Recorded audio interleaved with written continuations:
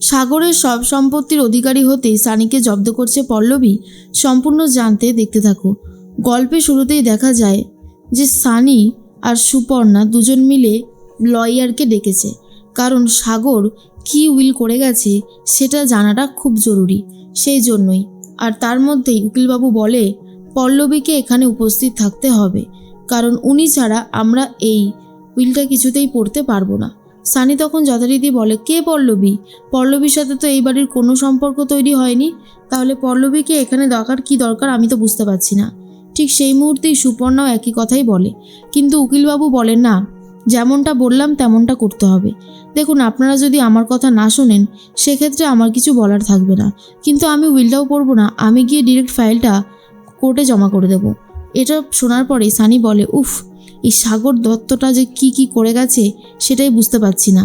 তার মাঝখানেই সুপর্ণা ভাবে কিছুতেই সে ফোন করবে না পল্লবীকে, বাট এখানে সানির অনেক টাকা দরকার, তাই সানি বলে, শোনো, ফোন করে যদি কোনো কিছুর সলিউশন হয় তাহলে ফোন করবে না কেন, ফোনটা করো। এরপরই পল্লবীকে ফোন করে আর বলে, সুপর্ণা বলছি। তখনই জিজ্ঞেস করে, কি হয়েছে, আমার মিঠি ঠিক আছে তো, ওর কোনো ক্ষতি হয়নি তো? সুপর্ণা বলে, না, তুমি একবার আমাদের বাড়িতে এসো তো, তোমার সাথে একটা দরকারি কথা আছে। আর এটা শোনার পরেই পল্লবী বলে, আমার সাথে আবার কি দরকারি কথা? সুপর্ণা বলে, এসোই না, তারপরেই বলবো। অন্যদিকে দেখা যায় প্রীতি তার বাড়িতে গেছে। প্রীতি কথা বলতে থাকে তার মায়ের সাথে আর বলে, তোমরা যে আমার ভাইয়ের বিয়ে ঠিক করছো, কই আমাকে তো বললে না কিছু? তখনই তার মা বলে, এখনও তেমন কিছু ঠিক হয়নি, হলে তো তুই জানতেই পারতিস। কিন্তু আদির এসব একদমই ভালো লাগে না, কারণ আদি ভাবে সে তো পল্লবীকে ভালোবাসে, সে পল্লবীকেই বিয়ে করবে, অন্য কাউকে নয়। আর এটা আদির বৌদি খুব ভালো মতন বুঝতে পেরে গেছিল যে আদি কাউকে পছন্দ করে আর তাকেই বিয়ে করতে চায়। অন্যদিকে শান্তনু বাইরে বসে আছে। প্রীতির ল্যাপটপটা আর কোনোভাবেই কাজ করছে না, তাই ঠিক করে শান্তনুকে ডেকে ল্যাপটপটা সারাবে। তখনই প্রীতির মা বলে, তুই শান্তনুকে বাইরে অপেক্ষা করতে রেখেছিস? তুই কি পাগল? ফোন করে ঘরে আসতে বল। এরপরে শান্তনুকে ফোন করে বলে, আরে আমার ল্যাপটপটা না খারাপ হয়ে গেছে, তোমাকে একটু এসে ঠিক করে দিতে হবে। শান্তনু বলে, বেবি, আমার ওই বাড়িতে যেতে একদমই ইচ্ছা করছে না। তখনই প্রীতি বলে, এসোই না, অসুবিধার কি আছে? এরপরেই ডেকে নেয় আর তারপরেই ল্যাপটপ সারিয়ে দেওয়ার জন্য শান্তনু কাজ করতে থাকে আর বলে, বেবি, তোমার ল্যাপটপ একদম ঠিক হয়ে গেছে। এর মধ্যেই প্রলয়বাবু বলে, বুঝলাম কাজটা তুমি ভালোই করো, তাই কাজ করে তো কিছু একটা করে উঠতে পারলে না জীবনে। শান্তনু বলে, আজ পারিনি তো কি হয়েছে, অন্যদিনও যে পারবো না তেমনটা তো নয়, চেষ্টা করছি, আশা করছি খুব ভালো কিছু একটা করতে পারবো। এর মাঝখানেই পল্লবী রেডি হয়ে বেরোবে বলে ঠিক করে। তখনই জিজ্ঞেস করে কমলা, কিরে, তুই এখন আবার কোথায় যাচ্ছিস? পল্লবী বলে, আমাকে একটু মিঠির বাড়িতে যেতে হবে। হঠাৎ করেই সুপর্ণা ফোন করে বলল যে আমি নাকি ওই বাড়িতে যাব, কি দরকার আছে। শোনার পরেই ঠাম্মি বলে, ওরা যা ধুরন্ধর, তোকে আবার অপমান করবে, তুই একা একা যাস না। তখনই জিজ্ঞেস করে, তাহলে আর কে বা যাবে, আমাকেই তো যেতে হবে। এরপর বড় বৌদি সমরকে বলে, তুমি একবার যাবে ওর সাথে? দেখোই না, আসলে আমার খুব ভয় লাগছে, ওই সাগরের বোনের বরটা খুবই অপমান করে আমাদের পল্লবীকে, তুমি বরং যাও, বুঝলে? তখনই পল্লবীর দাদা বলে, ঠিক আছে, তুমি যখন এত করে বলছো, যেতে তো তখন হবেই।